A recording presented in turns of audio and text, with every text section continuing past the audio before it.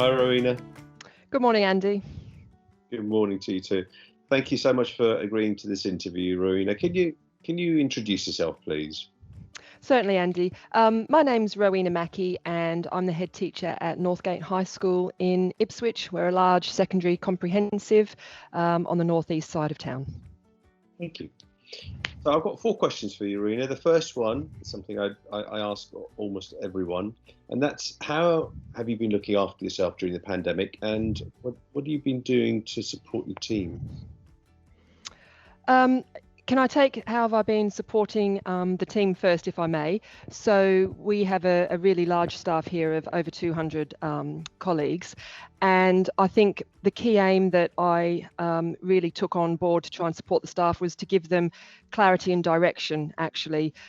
It was very unprecedented times to shut the school and have to shift to a model of remote learning and remote support for our students.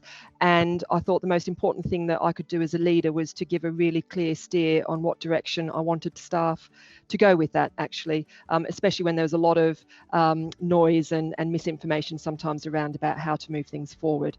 So really for me, it was about being very open and honest in all of my communications with staff. I did a weekly update, trying to share as many positives as possible. For example, sometimes we had parents email in just to say thank you or to share something that had been really positive. So I tried really hard to make sure I shared all of those sorts of pieces of information, because as I'm sure it is true for everyone in during the pandemic, very many staff felt quite isolated and lonely working from home.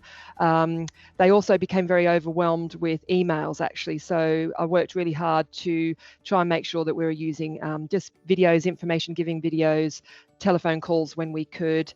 I asked heads of departments to think about ways that they could provide something that wasn't work related virtually. So we had different departments doing virtual coffee mornings, for example. We had another department who did a weekly department quiz for their teams, and really just trying to find a way to keep the business side of working from home in a normal framework around teaching remotely.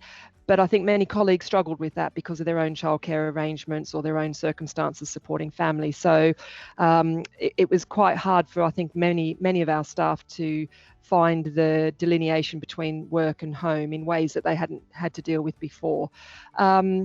Also, it was about helping staff to feel really safe if they did have to come into work. Obviously, we stayed open for our vulnerable and key worker children. And, you know, more recently for our shielding staff, it's been around making a range of adjustments so that they can feel safe and comfortable being back in work, and predominantly for our teaching staff to be back teaching large groups of students. We've invited anxious colleagues in for walkarounds, for example, and we had one colleague who had felt quite high levels of anxiety, and she worked on a model that we then rolled out to use with staff around having a tour of the school, sort of a piece of information about all of the things that we had done. We had more health and safety committee meetings, and I made sure that I shared the minutes from those meetings with staff so that staff could feel informed about what was happening, in addition to when we got to that point of having the guidance from the government about how to reopen fully. We had a range of meetings to try and plan for that was shared broadly as well. And probably the last thing I did to try and make sure that we were looking after, or I was looking after all the staff, was I shut the school for the first 2 weeks of the summer holidays in July. And that was really important to do that because, for example, our site team, our IT technicians, very many of our office staff, had been on site and working continuously, because like I say, we didn't shut at all during any of the other periods of time except for weekends and bank holidays. And I just felt staff and all staff needed to have a good, proper break. Sometimes staff are quite good at thinking, oh, I'll just pop into work because I can. And in fact, a couple of teachers said to me it was really good the school was closed because I might have just popped in to do something and they weren't able to do that. So that was good. And lastly, if I can just say, in terms of preparing staff for the opening and preparing them to be in the best possible position to support our students coming back to us, because of course, very many of them, especially if they went through a period of self-isolation before we were actually told to shut, had been out of school for 6 months. So in preparation for that, we used our professional development days at the beginning of September to focus our training on helping staff manage adverse childhood experiences and to understand the indicators of that and some ways of dealing with that. We did some de-escalation training so that we could, make sure that staff had some good strategies just to call on if there were any situations where students' anxieties or worries in classroom or otherwise other school settings came to a heightened state, they'd be able to deal with that effectively. And we also did some memory and metacognition training so that we could support students, in terms of their well-being, but also in terms of their academic learning. So we tried to put all of those things into place. So I've managed to avoid the question about how did I look after my well-being.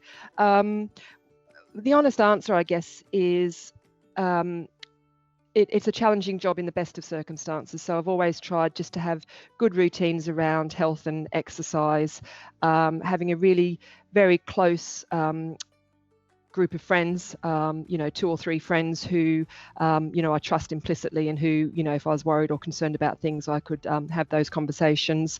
I've got a very supportive partner in my life who I also, feel quite secure in sharing any worries or concerns.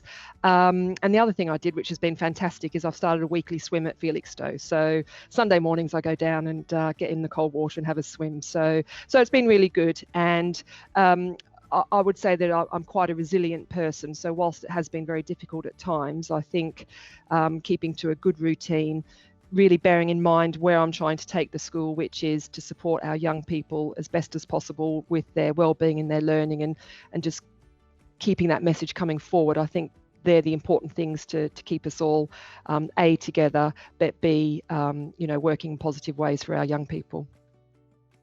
Wow. That's pretty comprehensive, Rowena, even for your own well-being. That's you won't find me swimming off Felixstowe, but good on you. I think what you started off by saying around giving clear direction in such uncertain times explains everything else that you said, and the fact that you sought to look after the well-being of your teams first and foremost. And then thought about structure and health and safety and so on. All of that comes afterwards, doesn't it? That's really good to know. Thank you. It's just, I really truly have a fantastic team who work here at Northgate, and without them, nothing else happens. So that's why it was ever so important to make sure that they felt that they knew what was expected of them as well. I know that sounds quite crass almost, but just having that sense of what is it we need to do, what am I focusing on? I think that was really important, actually, to try and simplify it as best we can, because of course it was such a challenging period of time for everyone. Absolutely. Yeah, if a school can't plan something, nobody can, honestly. So my second question is this: how have you adapted to teaching and supporting young people remotely? And what challenges have you faced as a school leader? Yeah, that's a lovely question, Andy, because hopefully I can just explain some of the things that we chose to do in our school, and I'm sure many schools did lots of things that were the same and possibly slightly differently as well. It all came to, I've got some quite interesting information actually, because I did a video for staff at the end of the academic year where I highlighted the positives. So perhaps if I just talk about a couple of those things. We adapted enormously actually, and we had to work in ways that we could never have imagined. And one of the things we tried to do is, when we were getting some feedback, certainly in the early stages of lockdown, from parents and students about how work was being set and how it was impacting on the family, we tried to make changes as we went. So we were very open. We're always very open to that feedback from our community about how we could make changes that would be in the best interests of our students. And right from the get-go, Andy, we decided to set work lesson by lesson. We thought that it was important that we set up a system that would keep children in good routines.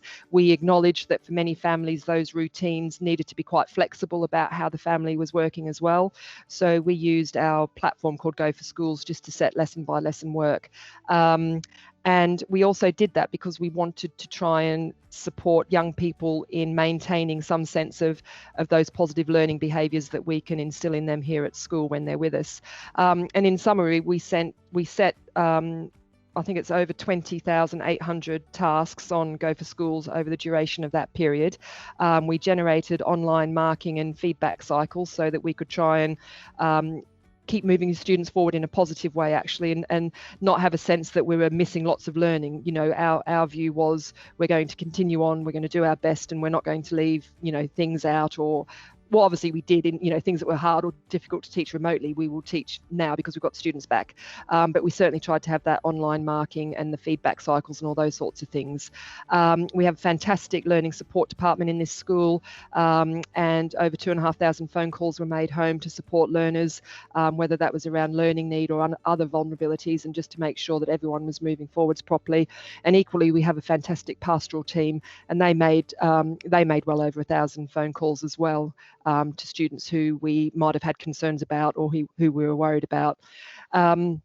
We also started to do some home visits. So our pastoral team did somewhere in the vicinity of 95 or 100 home visits. And part of that was about really just an emotional visit, actually, emotional well-being, that we're still here and we still care about you, so that on the day that they could first come back to school, they would feel a sense of us wanting them to be back as well, because some of our more vulnerable students perhaps would just completely disengage and then become quite fearful and anxious of their return. So we did that work as well. We obviously did loads of phone calls through our tutors to our tutor groups. And when we were at that point where we were able to partially reopen for year 10 and year 12, we prioritised those calls before that reopening to make sure that we could address any needs that parents, so we spoke to both parents and students, that any concerns that were being raised at that point, so that we could address those when we had the students with us. And then we just kept going with all the other things that we do. So for example, we had our Millionaire Reader Scheme continuing for our year 7s. We kept up with our Northgate Diversity and Community Group. They kept some work going. And we also launched, well, we had launched Facebook, but we launched our Northgate Facebook and Instagram page. I was really keen to try and create a sense of community and to share lots of positive messages. And in fact, that was a wonderful platform actually to do that on, and we had over 680 posts since lockdown, just sharing work or competitions or different things that staff and pupils were doing, and that was really positive actually. And of course, every summer term we always have a Northgate Community Day, so we brought that to be online, and that coincided with the Black Lives Matters movement. So we did a lot of work around what we called I Have a Dream of a Post-COVID World, where we encouraged community groups and students to reflect on their thoughts and dreams. And we had 40 contributions from our community to that actually, and over 400 from our students. And of course, then we had to just change some of our transitioning arrangements. So we did those virtually. One of our year 10 students, fantastic young lady, she set up the Northgate Food Bank to support our community. We trained staff up on sort of using Microsoft Teams and Streams, just, you know, that longer term vision about what we might need to do. And of course, we just removed as many barriers as we possibly could to the learning of individuals. So we got more than 100 laptops out. We had different people coming in to get, you know, computers upgraded is the wrong word, but, you know, to sort out all those different IT problems. So I guess on reflection, when you say all that, and when I was preparing for this, I just feel very proud actually of how everyone really stepped up. And it doesn't mean that every child and young person got exactly what they needed, but I think we offered the best we could in the circumstances. And we really did focus very much on looking out for our students' well-being, because we just understood that because they couldn't be here, we wanted in some way to just be able to reach out and keep those, if nothing else, those communication channels open, and for our young people to know that we do really care about them actually. So yeah, so I'm really proud of all of that. And I'm a bit of a technological Luddite, I guess. So I can't thank the very small team of colleagues I put together to do our Facebook and our Instagram, because, you know, they've just done that ever so well. And the contributions from students and staff and our community have just been, I think that's been a real highlight actually, to try and create that positive community in quite difficult remote times. So that brings me to the challenges as a school leader. Well, in summary, Andy, I feel really distressed actually, because I think that the the government has let our young people down, and most specifically, I don't really want to rank order students in terms of how they've been let down, but most specifically our Year 13 students who had to live through a terrible 5-day period of time where their futures were on hold, where we had no clarity from the government about what was going to happen with their grades, what grades could be used, all those sorts of things. We've had students' plans messed up as a result of that. On the other side, we've had many students who have gone on to future pathways, and of course that's really wonderful. But for some students, they were left in really dire circumstances, and whether that's deferred offers or just complete disappointment about what's happened, that's been a really difficult period of time for those young people. Our Year 11s, they've also been impacted upon, of course, but perhaps less so because it was clear for them when their results came out a week later that it would be on centre assessed grades. So perhaps that sense of real uncertainty about which grade counts wasn't true for them. And you might argue that at Year 11 you've still got the opportunity to then do your A levels or do your your post-16 learning, and perhaps the impact is not so great. But I do really feel for our young people and their families that they've had to go through a very, very distressing, really terrible period of time. And as a school, we did the very best that we could, but it was difficult to know how to answer some queries because we also didn't know what the government was going to do. Was it going to be mock grades, centre assessed grades, calculated grades? And that period of time was quite hard to not know how to advise our young people to move forwards. Our careers team were here and did a great job to support young people and find pathways, but that's just been a quite shocking experience, I think, for all people involved. I think the communication from the government has been very difficult as a school leader to deal with, and the communication is either ambiguous or unclear. It comes out late, so the guidance for the full reopening of schools on the 1st of September was changed on Friday night, the 28th of August at 10 p.m. or something like that. It's not always clear from the guidance which bit has changed. The guidance isn't always dated, so you don't always know if you're looking at the right piece. Perhaps that's a flaw in mine, that I'm not looking at the right place, but I found that very difficult. I listened to a different colleague who was talking on a radio show during the summer holidays, and I think she had kept account of things, and she said that we were well over 80 different pieces of guidance that had come out since lockdown. So as a school leader who just wants to do the best and wants to do things correctly, that has been very difficult to navigate. And I think the other disappointing aspect of all of this is I'm not sure where school leaders or teachers have been listened to. So I do sometimes wonder if those in government have a real sense of what the reality on the ground is, and that would be very much not just in a secondary setting but a primary setting as well, just around a concept as simple as social distancing and how difficult and challenging that is. The different mitigations that we need to put in place to make the schools safe are perfectly sensible and doable. But again, do people understand that when you've got a classroom full of 30 children, possibly a teaching assistant to support the learning of some of those students and a teacher, and you're in a poorly ventilated building, that actually it's not as easy as it sounds to just sit students a certain way and have your windows open, for example. So whilst we can do all things, I do just question whether there's a real sense of actual reality of what happens in in my case, a big comprehensive secondary around making it safe for our staff and our students. And two other issues, if I can just mention them at the minute, is that schools are under enormous financial pressures to balance the books actually and to offer a really good education to our young people, and that's a really difficult period of time presently because obviously we've had to make all sorts of different purchases and arrangements to deal with COVID-19, which is right, we should be doing that, but there was a deadline and quite clear criteria around additional funding that we could ask for, and we're now left in a period of time because we've got issues now with testing. For example, last week I had a member of staff off for 5 whole days, had to then replace that member of staff. So there's a supply cost there. And she was off because she couldn't get the result of her test. She took the test on a Sunday and she got her result on Friday afternoon. So those issues are really worrying as a school leader presently around what happens if suddenly, and it may well happen, many staff staff have to self-isolate. Where do I magic up teachers to come in and replace those staff, and where do I find the financial reserves to be able to facilitate that? So they're some of the challenges that we're facing at present. So I don't want to sound overly negative, but it has been extremely difficult to navigate the right way through due to all of the issues that I've mentioned and the communication issue that's been very difficult to deal with on the ground. Wow.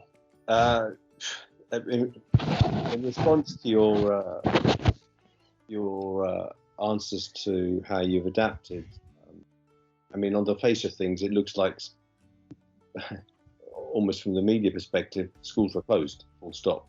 And yet so much was happening. And that's really amazing to hear. And I think there are other things that you could have added probably around the fact that you allowed key workers, kids who needed them to be at school, to be at school. And so the staff, even during lockdown, were putting themselves in that position of risk to look after them. And it's great to hear how you were going the extra mile to ensure that those who are potentially disengaged or you knew would get disengaged, that you were staying in contact with them, even the home visits as well. But your honesty around the challenges is very revealing, both around the impact on the year 13 and year 11s. And the year 13s, the impact on them really only turned around because of the public pressure. It wasn't going to happen otherwise, was it? And then everything else that you've explained all the way through to the test and trace, because there was an academy in Suffolk recently, wasn't it? Had to close for a deep clean, and they lost 5 members of staff, and they in one go. And we know that test and trace is actually already up against it capacity-wise. So if it becomes more of a need, that's going to be more of an impact. So no, thank you. And again, the other thing you could, I suppose, describe is the challenges that your staff, your teachers face, because they're so passionate about their success and the futures of the young people as their responsibility. It must have really hurt not to be able to help them. And then when you talk about the fact that a counterpart counted 80 or so different types of communication about what should be happening and how it should be happening. Leadership really is tested at this time. So you've done an amazing job. Thank you, Andy. So the third question is this: how have you changed the school setting, so day to day, in order to meet the needs? So you just faded out at the end. So how have I changed the school to meet the needs of the pandemic on that day-to-day basis? How have you changed the setting of the school to try and meet the young people's needs? Well, the first thing I'd like to say is it's just fantastic having our young people back. So that's the first thing I want to say. And we have this fantastic one-way system, which they hate. Students hate it because they have to go a bit further and so on and so forth.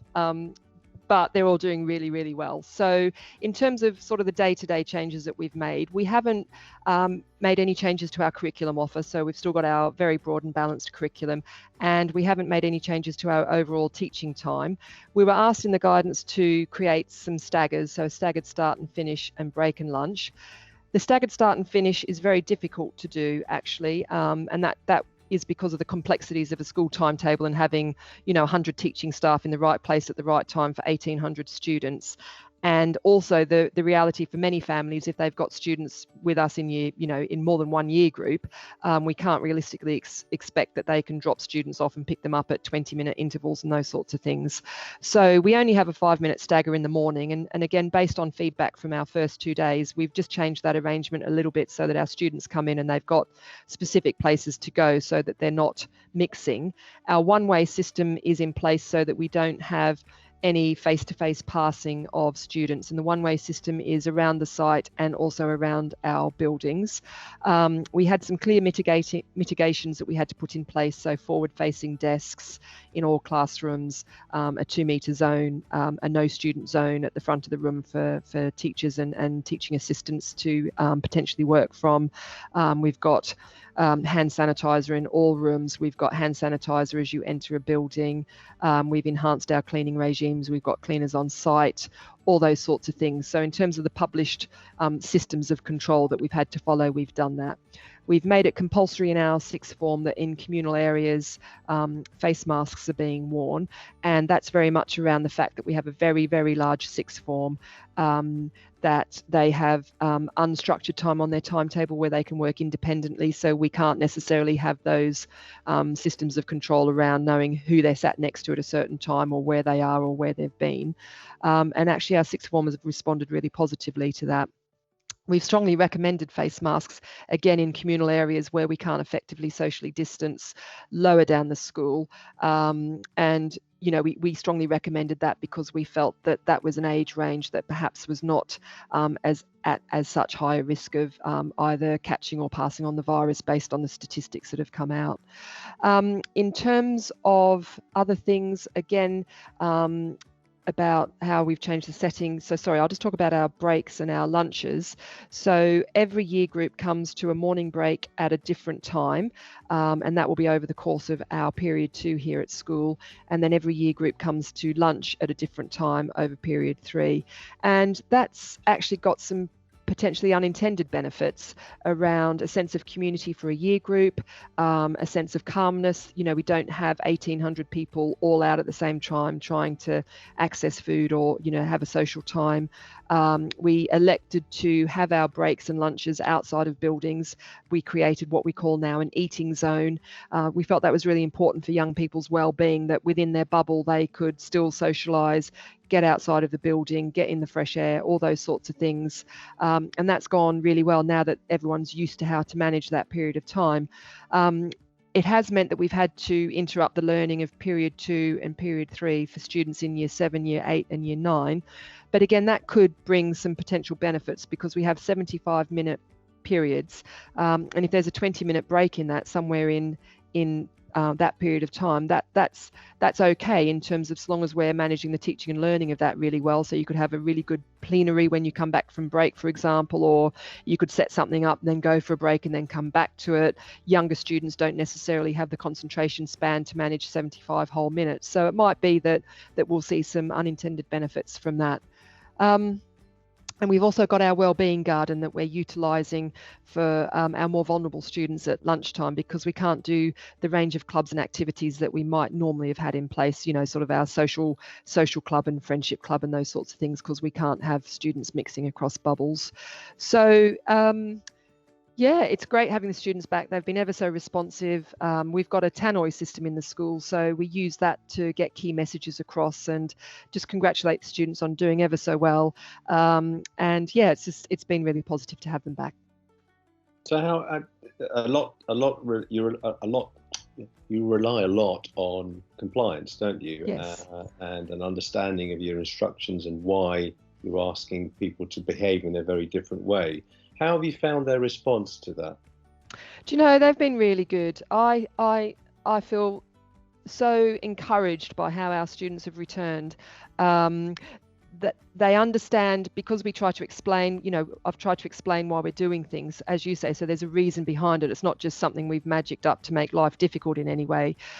So we've tried to explain why we're doing something, and they've been really good. And with our tannoy, something that I've started to do is, and it may or may not go on, it depends on how we feel about it. I've sort of spoken to the whole school on a Friday afternoon before they go home, just to say, well done this week.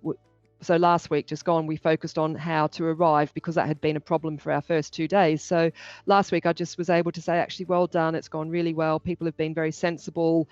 That's, you know, it's been done well. This week we're focusing on really good hygiene routines, just to make sure we keep those a high priority.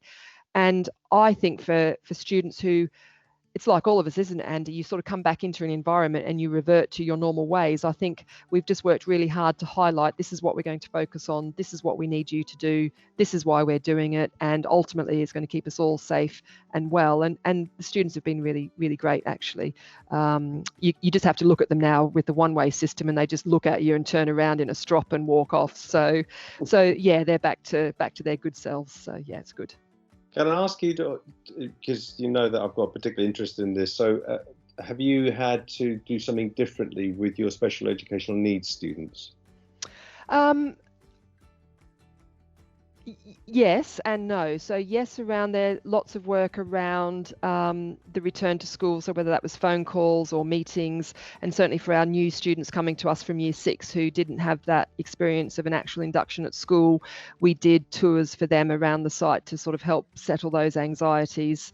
So the yes but no comes from the support from our learning support department, and the way that we've asked our TAs to work is very much around perhaps some hot spotting, so going to areas where we might foresee that there could be issues or concerns, sort of trying to make sure that we're present and visible.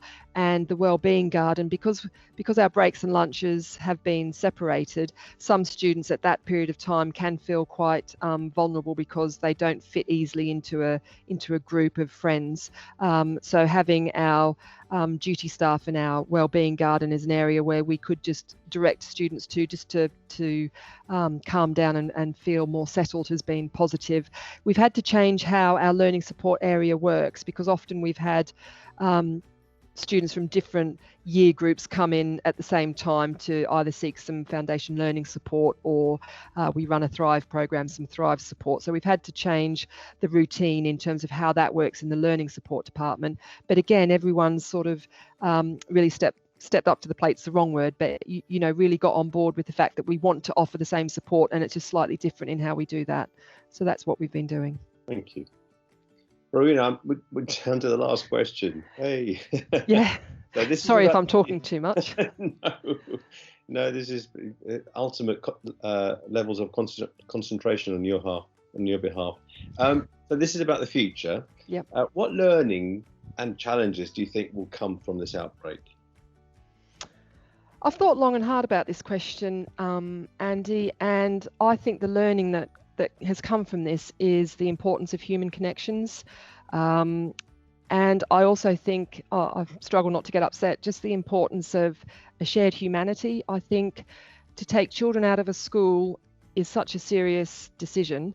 And I understand it wasn't taken lightly, and I understand all the reasons why we needed that, but it's never happened in my career, and to have no children in a school is really difficult, actually.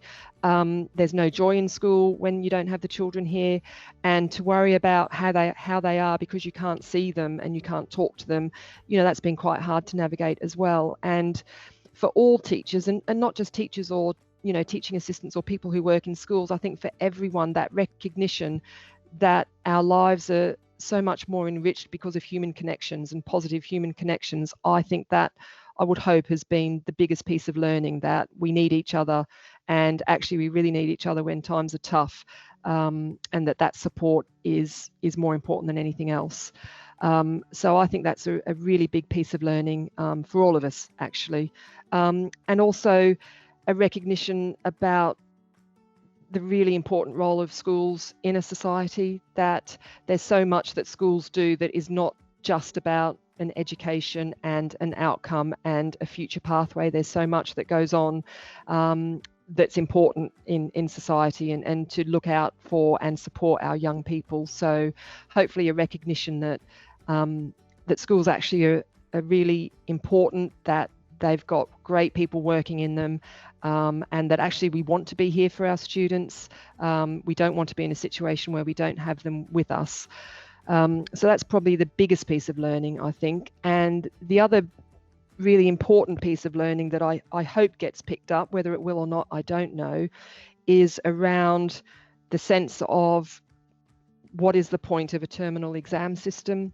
So we've seen this year that having a whole system that is based on a student turning up for a 3-hour exam on whatever day it is they're meant to be there, it's a flawed system, isn't it? It's full of inequalities anyway. It doesn't measure students on the full range of skills and capacities that they can offer. It very sadly leaves a third of our young people feeling like they're failures, certainly at GCSEs.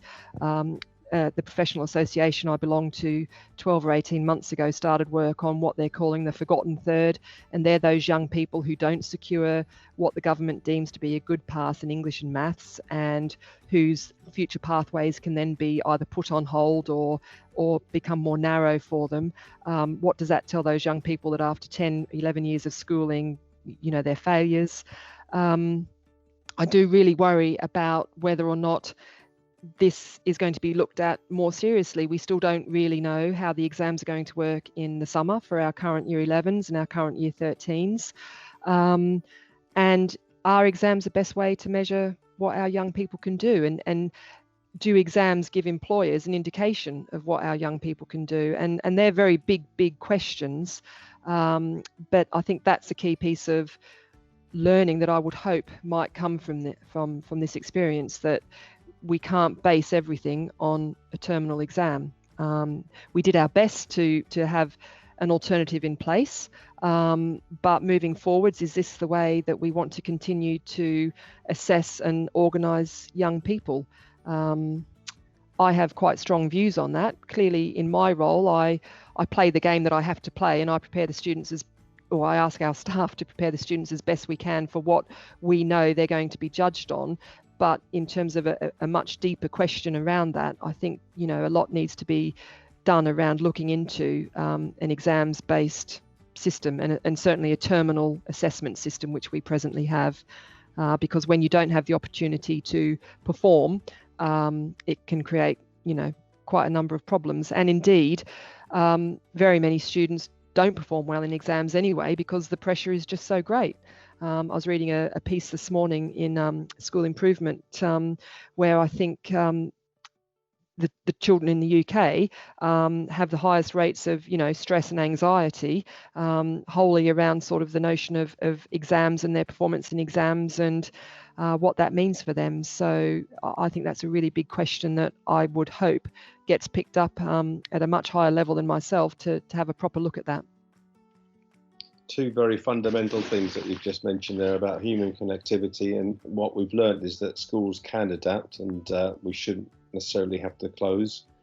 And then the other point about exams, you were talking about, well, I was thinking a life passport, or passport for life with a red stamp in it. You can't get rid of it. It's there. It's stuck with you, isn't it?